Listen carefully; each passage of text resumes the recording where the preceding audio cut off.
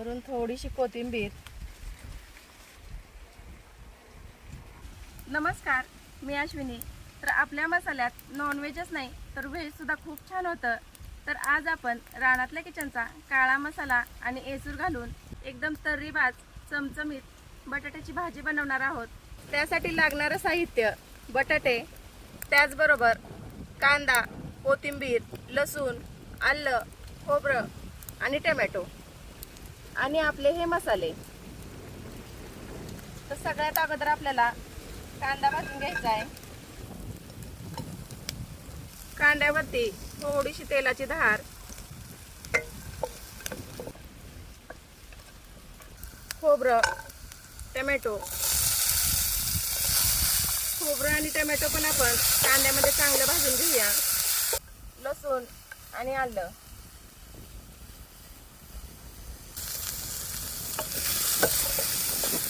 तर 1-2 मिनिटं आपण टोमॅटो चांगला मऊ होईपर्यंत परतून घेऊया. तोपर्यंत आपण बटाटे कापून घेऊया.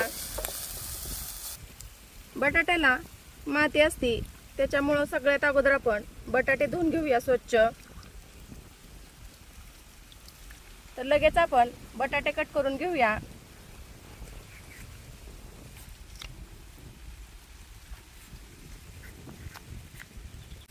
कट करून घेतलेले बटाटे पाण्यामध्ये घालायचे आहेत.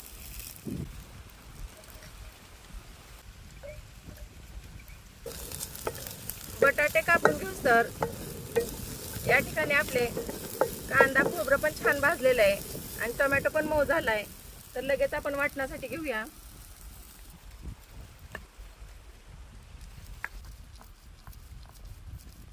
आपल्या एसूरमुळे वाटण अगदी कमी लागतं. गरम गरम वाटल्यामुळं वाटण अगदी आपलं छान बारीक झालंय. हेच वाटण तुम्ही मिक्सरवर सुद्धा काढू शकता. तर एकदम छान बारीक झालंय. वाटण तयार आहे. तर भाजी बनवण्यासाठी पॅन मध्ये तेल घालून घेऊया.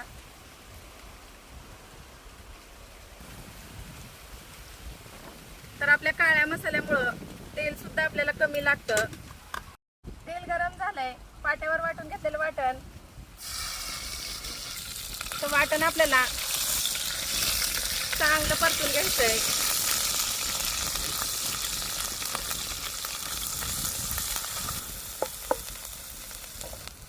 वाटणामध्ये थोडीशी हळद, धना पावडर, आपला काळा मसाला 2 चमचे,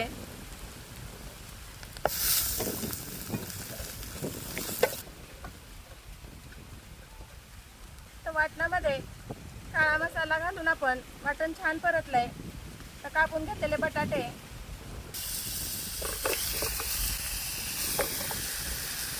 मसाल्यामध्ये बटाटे आपण छान परतून घेऊया.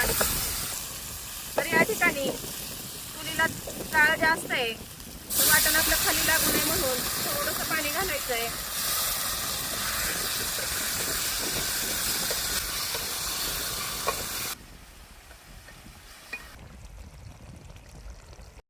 थोडंसं पाणी घालून मसाल्यामध्ये आपण बटाटे छान परतून घेतलेत. तर या ठिकाणी आता आपल्याला जेवढा रस्सा बनवायचा आहे तेवढं कोमट पाण्याचा वापर करायचा आहे. चवीनुसार मीठ,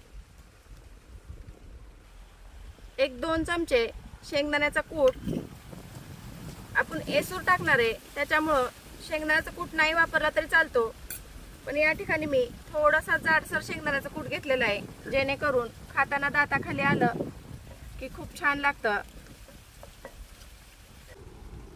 चुलीला जाळ वाढवून भाजीला उकळी येते तोपर्यंत आपण एसूर काढून घेऊया.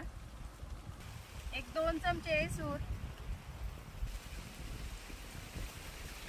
हे एसूर मध्ये जवळपास 9 ते 10 पदार्थ आहेत. तर एसूरमुळे भाजीला घट्टपणा येतो, वाटण अगदी कमी लागतं आणि चव म्हणाल तर अप्रतिम. तर हा एसूर आपल्याला असा उकळत्या रश्श्यामध्ये सोडायचा आहे. तर एसूर घातल्यानंतर ना आपण बटाटे छान शिजवून घेऊया.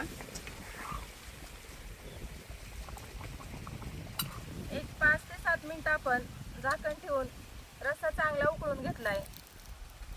तुम्ही या ठिकाणी बघू शकताय, आपण झाकण ठेवलं होतं तरी सुद्धा एकदम कट छान आलेला आहे आणि एक 7 ते 8 मिनिटात बटाटे पण छान शिजलेत.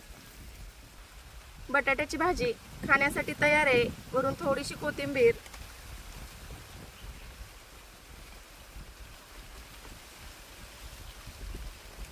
तर आज चुलीवर बनवलेली चमचमीत बटाट्याची भाजी कशी झाली हे कमेंट करून नक्की सांगा. आणि तुम्ही आणखीन रानातल्या किचनचे घरगुती व भेसळमुक्त मसाले मागवले नसतील तर नक्की एकदा वापरून पहा.